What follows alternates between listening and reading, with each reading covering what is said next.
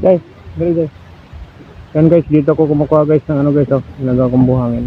Ilog to. Yung ginagawa kong hollow block, ginagawa kong buhangin. Yan. Iniipon ko muna.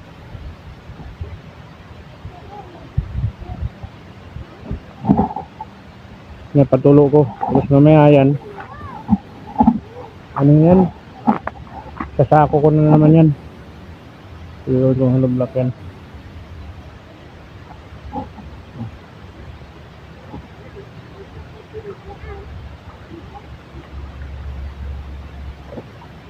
Nakalibre na dito sa buhangin eh. Wala makagawa kang hollow block. Pinapakamalang hollow block. Kaya nga, busy ako sa gawa ko ng hollow block kasi ginagawa ko yung bahay ko. Yung hollow block ko, ginagawa ko lang. Inaano talaga ako dito sa kangkong oh. Kapal oh. Puro kangkong. Tapos ang tataba. Tataba nyo guys. Kaya hindi nawala ng buhangin dito guys. Ilog kasi ito guys. Ilog. Ngayon tag dito wala sa masyadong tubig. Malapad na ilog yan. Malapad yan. Puro buhangin yan.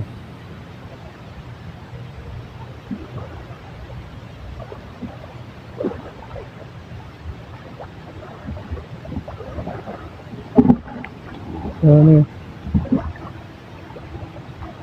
Kuha nga ako dyan eh. Magdadala ako dun sa ano eh. Dun sa biyanan ko. Bukas.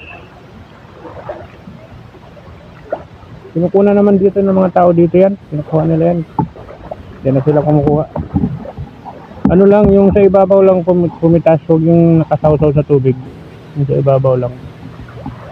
Tapos linisan lang ng maayos.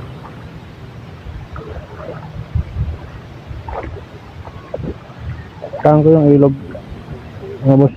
Sa ilog. Balon. May balon dito eh.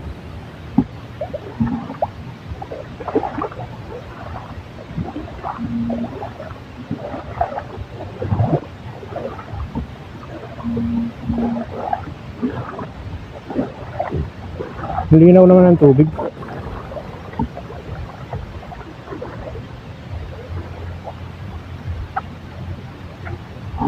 May balon ng bata. Ito may balon dito oh. May balon. Pwede naman yan pang ano, pang CR, pandilig sa halaman. Pang iba dyan, ginagamit na panlaba.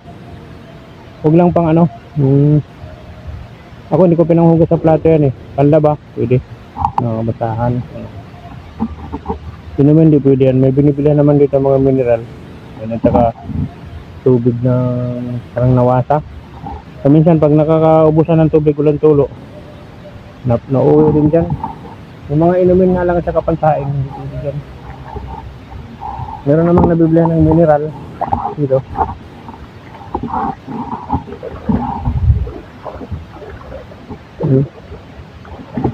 Yan, puro buhangin to dito.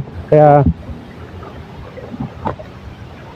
sabi nung ano sa akin, nakausap ko, nagawa ka ng hollow block para makatipid ka sa hollow block, eh bibili ka pa rin ng buhangin.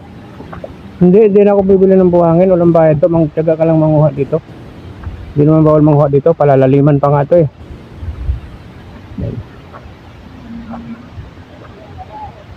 Kasi kung bibili ako ng semento, 215. Yung 215 yun, bibili mo ng hollow block yun. 12 piraso lang halos yun. Eh yung 215 na binili mo ng semento, gawin mo na lang hollow block. Pwede mo palabasin ng 40, mahigit. Pwede, ang laki ng diferensya. Yun yung ginagawa ko. Medyo busy lang ako sa ano ko. Yung laruan ko, nandun sa bahay, iniwan ko muna dun. So dito may mga nilalang dyan na inikot-ikot minsan eh. Masarap birahin eh. Iwan ko din sa bahay. Yung steel ball ko na 8mm.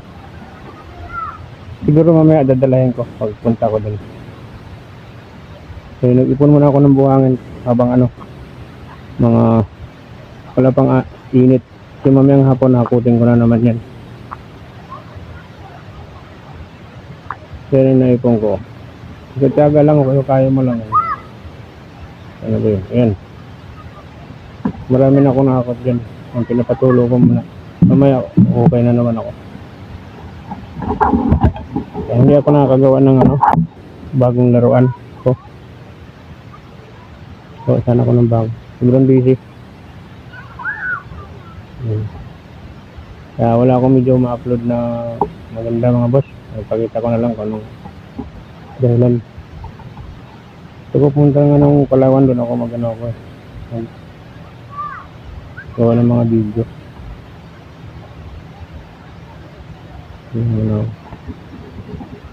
Puro kangkong yan, kangkong. Kapal talaga ng kangkong, sarap sa yan, sa bangus, sa sinigang, saka sa adobo. Ayan mga boss, maraming salamat sa inyo. Hindi busy pa next time lang ako gagawa mga hunt pa tuman ako ng bagay. Salamat sa mga subscriber ko, saka sa mga alam ko medyo na yung mga upload ko, ang mga wala na akong ibang ma-upload next video ko sa Coron, Palawan. Bye bye, ingat tayong lahat.